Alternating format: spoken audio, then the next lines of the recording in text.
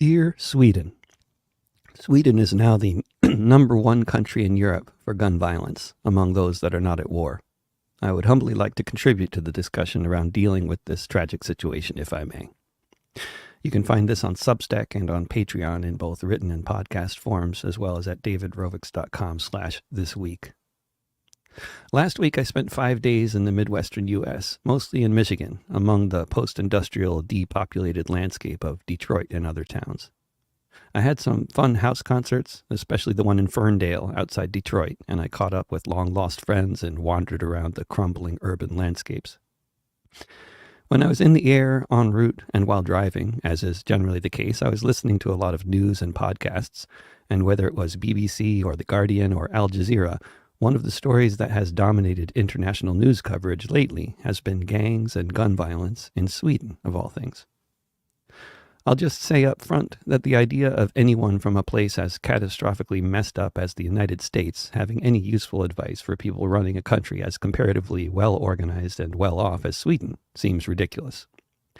But I feel compelled to contribute my perspective to the discussion I keep hearing about on what to do about these very alarming levels of gun violence and use of explosives that have recently made Sweden number one in gun violence in Europe among countries that aren't at war. As I do so, I hope it's clear that I speak as an American with more than a passing familiarity with Sweden, and also as a big fan of both Swedish society and of the many achievements of Swedish social democracy. According to the coverage I've heard, the many Swedes from different parts of the political spectrum that we've been hearing from have focused either on stricter enforcement of various laws, harsher prison sentences, and other punitive responses on one end, and on the other, more social services, more funding for schools and community centers, and otherwise basically more of the good things we all associate with social democracy that have worked so well for so many Swedes and other Scandinavians for the past century or so. My friends in Sweden tell me my impressions of the conversation also reflect Swedish language local press coverage as well. Coming from the very segregated USA with its terrible inequalities, lack of social services, and chronic lack of social mobility, seeing how Swedish society functioned was a revelation to me when I first visited over 20 years ago. Here was a society far more multi-ethnic and immigrant-heavy than many outsiders realize, with real opportunity for everyone to have affordable housing, to have health care, to get a good free education, and so forth. Many other things quickly became evident about Sweden as I spent more time there, especially coming from Denmark, which I began to become acquainted with before I first went to Sweden. In Denmark, Sweden has a reputation for being a more socially conservative, even somewhat more religious society, governed by more traditional, stricter attitudes towards things like alcohol and drug consumption. For example, as all Swedes know well, alcohol is heavily taxed and very expensive in Sweden, unlike in Denmark, where beer is cheaper than water, as many Danes are fond of pointing out as they crack open another one. And of the dozens of countries I've traveled to regularly, there are 3 where I've had the unpleasant experience of being strip searched by border agents searching for drugs: the US, Norway, and Sweden. In so many obvious ways, Sweden and Denmark are similar societies, as prosperous, egalitarian, compared to the vast majority of the rest of the world, social democracies. The 2 countries adopted distinctively different policies towards alcohol in the early 20th century. A century ago, both countries imposed high taxes on hard liquor, while Denmark exempted beer from the high taxes and Sweden didn't.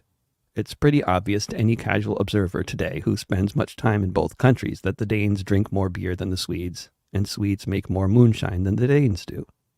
It's also fair to observe that in neither country is there any gun violence related to the alcohol trade. The gun violence and occasional use of grenades and accidental or intentional explosions that has been a feature of urban life in Sweden recently to an alarming degree has also been a problem in Denmark for some time, as everyone in both countries is well aware, especially in cities like Copenhagen, Malmö, Gothenburg, and Stockholm. In recent years, during my regular visits to Copenhagen, I've been in town when someone threw a grenade into a shop in Norbro. I've been in town when someone sprayed machine gun fire at random around Pusher Street in Christiania, and on another occasion when a young man involved with the drug trade shot and killed a cop there. The socioeconomic phenomenon that is playing out here is one that all of the pedagogues and social workers that I know in Copenhagen seem to broadly agree on, and their observations also mirror my own. I'll just sheepishly make the admission here that I not only regularly visit Denmark and Sweden, among other countries, but I'm also a cannabis aficionado, and I'm very familiar with who sells cannabis and where to get it in any country I've spent time in. This is precisely why I can so readily say that the phenomenon the pedagogues are observing is so very real. Long before the influx of refugees from Syria and elsewhere that came to Europe in 2015, there were refugees and migrants coming to Europe. This has meant, of course, lots of new residents entering lots of legal professions. But for people who don't have much education or who don't yet have work papers or can't get them, illegal jobs often seems like the only avenue. This most commonly means getting involved with the very lucrative trade in illegal drugs, especially that most popular of illegal drugs, cannabis. When trying to open a business in a lucrative illegal market fueled by tens of thousands of regular consumers in every city, one problem you face is the law. But the bigger one, by all accounts in Scandinavia, are the organized criminal networks that dominate the illegal drug trade. I was shocked and bewildered when I first learned of the prominence of the Hells Angels in Scandinavia, but I know for most of my Scandinavian readers, I'm not telling you anything new in informing you of the presence of these folks in the local drug trade. But the way this plays out on the street, this control of a lucrative illegal business by one organized crime network, is when new people come in who are trying to get a cut of the business. In the absence of any agreed upon way of dividing up the turf among the interested parties, things can easily devolve into physical violence. Christiania and Norbro are the neighborhoods in Copenhagen where most people would go to buy illegal drugs, and it's no coincidence that these are also the neighborhoods where the aforementioned guns and explosives have been used. I'm not suggesting that the gun violence in Sweden is all about competition for the drug trade between the Hells Angels and the illegal entrepreneurs from the migrant and refugee communities. Certainly in Copenhagen, there has at times been that dynamic, with all the trade being run by white Danes in one neighborhood and all of the dealers in another neighborhood being Arab. The important point, though, is not about how the lines may get drawn in conflicts over a lucrative illegal trade, but that the trade is illegal in the first place. In Sweden, you'll often hear about how Denmark is a more permissive society when it comes to a lot of different things, including drugs. But I'd point out that though it's true I've never been strip searched by the police in Denmark, cannabis is also illegal there, and as a result is a lucrative illegal business happening beneath the noses of the authorities trying to episodically stamp it out. It's a business that's very attractive to people without an education because it can make you a lot of money. But the rules are there are no rules. So might makes right is often the guiding principle. Here in Portland, Oregon, where I sit in my apartment at present, we have about as much gun violence as the entire nation of Sweden. The U.S. is a failed state, off the charts as far as gun violence goes. But there are lessons to be learned everywhere, and that's just as true here.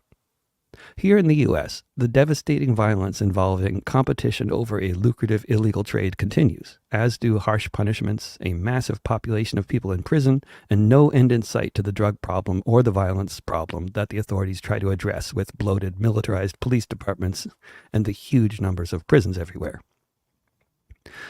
Some rays of hope have pierced through the dystopia surrounding us here, though, and they have involved legalizing cannabis. It's a move that no legislative body in the U.S. has ever managed to make unassisted. But through the vehicle of popular referendums, cannabis has been legalized in about half the country at this point. In spite of many other factors in society that tend to make the crime rate worse, such as a growing class divide and the rapidly worsening housing crisis in most of the country, the more reliable studies indicate that in the states where cannabis has been legalized, crime rates have decreased. There's even been a knock-on effect with a decrease in crime in neighboring states. I can personally attest to this phenomenon since the state just to the north of Oregon, Washington, legalized cannabis before we did, so I and many other people living here used to make regular trips up to the nearest town across the state border to buy our pot, before it was legalized in Oregon as well. Given the types of dynamics I've observed with the way the drug trade plays out in Danish society, it's not especially surprising to me that in Sweden, which took in more refugees per capita than any other country in Europe in 2015, should now have a bigger problem than Denmark has had, and indeed a bigger problem than any other country in Europe now that's not at war. Legalizing cannabis will certainly not suddenly solve all the complex social problems at once. It won't de-traumatize traumatized refugees or their alienated children, those second-generation migrants who are central to so many recent news stories in Sweden. But it would remove a major, if not perhaps the major, illegal market, fueled as it is by hundreds of thousands of regular Swedish cannabis users.